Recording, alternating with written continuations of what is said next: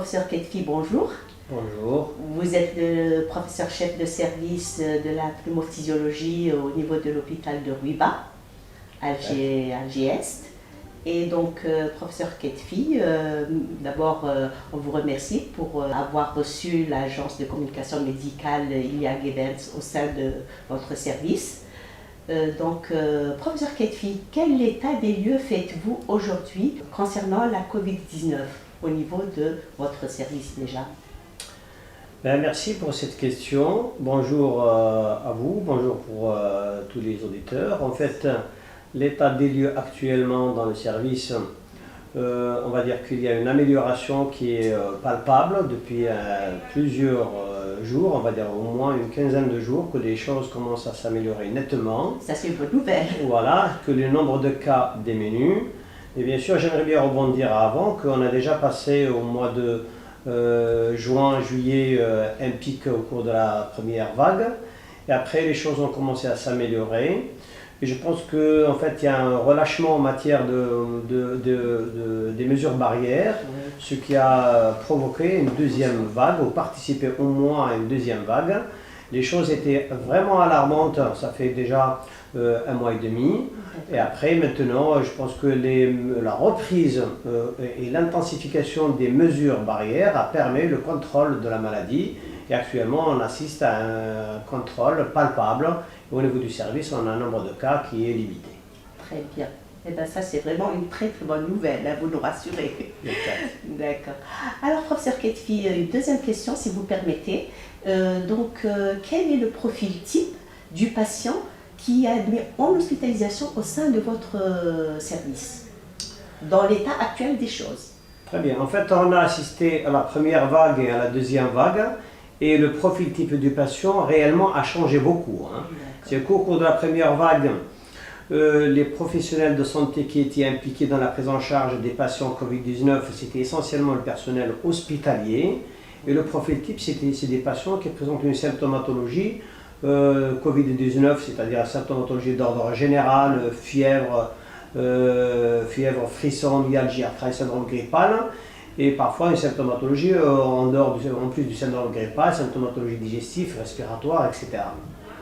Et donc c'était pratiquement une symptomatologie où les patients viennent consulter au début de la maladie. Les choses ont changé cette fois-ci, ont changé parce qu'actuellement on assiste au niveau de l'hôpital à une population qui est pratiquement totalement différente et que les patients viennent à un stade plus ou moins avancé de la maladie. Que les gens ne consultent en milieu hospitalier ou ne viennent à l'hôpital que le moment où ils sont à un stade évolué de la maladie, essentiellement en détresse respiratoire. Malheureusement. Et ça nous pose un problème de prise en charge. Et d'ailleurs, on a soulevé ça dans pas mal de situations où on a eu l'occasion d'intervenir. C'est que l'idéal que le patient consulte au début de la maladie, non pas à un stade évolué de la maladie, car ça nous donne une marge plus efficace, une marge plus large pour agir efficacement contre la Covid-19. Oui, donc il y a peut-être un manque de communication dans ce sens. Non, je pense que plutôt parce que la première vague, c'était plutôt l'hôpital qui était impliqué à la première, à la façade au premier ordre dans la prise en charge des patients Covid-19. Et deuxième vague, pratiquement, il y a beaucoup d'intervenants, pratiquement toute la communauté médicale a été impliquée, et que les patients ne consultent plus à l'hôpital, ils consultent plutôt chez les médecins privés, ils consultent au niveau des polycliniques. Et par conséquent, on a une sorte de sélection de malades et on reçoit que les patients qui sont à un stade avancé de la maladie et surtout en détresse respiratoire. Et ça, c'est quand même une bonne chose alors. Segmenter un petit peu en fonction du degré de la maladie. Franchement, pour pouvoir un petit peu désengorger les hôpitaux. Oui, si on prend ce volet-là, vous avez tout à fait raison, c'est que ça permet aux hôpitaux de ne prendre en charge que les patients qui sont réellement en détresse. Mais en même temps, d'un autre côté, c'est qu'il y a un protocole thérapeutique du ministère de la Santé qui se base essentiellement sur l'association chloroquine-azithromycine qui n'est pas appliquée réellement dans les structures en dehors de l'hôpital. Oui. Donc les patients en fait, qui ont consulté en dehors de l'hôpital, dans la majorité des cas, n'ont pas bénéficié de ce protocole. Donc maintenant, est-ce qu'ils n'ont pas bénéficié, est-ce que s'ils ont reçu ce traitement ça aurait dû apporter un plus. Je pense, selon notre expérience au cours de la première vague, je pense que oui, mais bien sûr, des études complémentaires sont éventuellement nécessaires pour conforter cette hypothèse. Oui. Et une dernière question, professeur Ketfi. Alors, quel enseignement tirez-vous de cette crise sanitaire universelle, je dirais? Je pense que c'est le monde entier qui a souffert de cette crise sanitaire majeure. La première chose qu'on doit tirer, c'est que les systèmes de santé de par le monde et en Algérie, mais s'ils méritent réellement de les revoir dans la profondeur et se préparer, parce que se préparer on va dire, à tous les niveaux pour pouvoir faire face éventuellement à des crises sanitaires qu'on ne peut pas écarter, que c'est des choses qui peuvent se répéter dans l'avenir.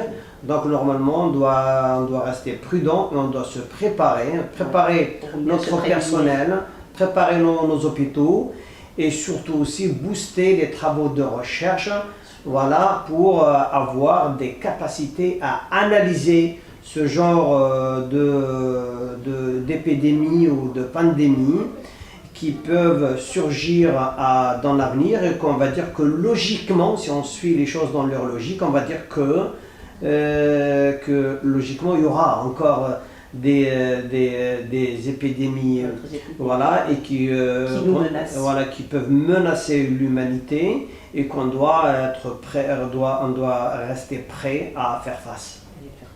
Voilà. En espérant donc effectivement qu'on boostera la recherche dans ce sens, en tout cas chez nous. En tout cas, c'est notre souhait. Je pense que l'Algérie, elle a un potentiel important en matière, un potentiel humain, qui est prédisposé, je pense, à se lancer dans ce défi, et que juste un climat favorable et les moyens nécessaires permettent de donner des avancées dans ce sens. Eh bien, merci beaucoup, professeur Ketfi. Je vous en prie. Merci de nous avoir reçus dans votre service et de nous avoir éclairé sur ce problème de la Covid-19, en espérant donc qu'il y ait une bonne issue à cette endémie. Merci, professeur. Merci. Merci à vous.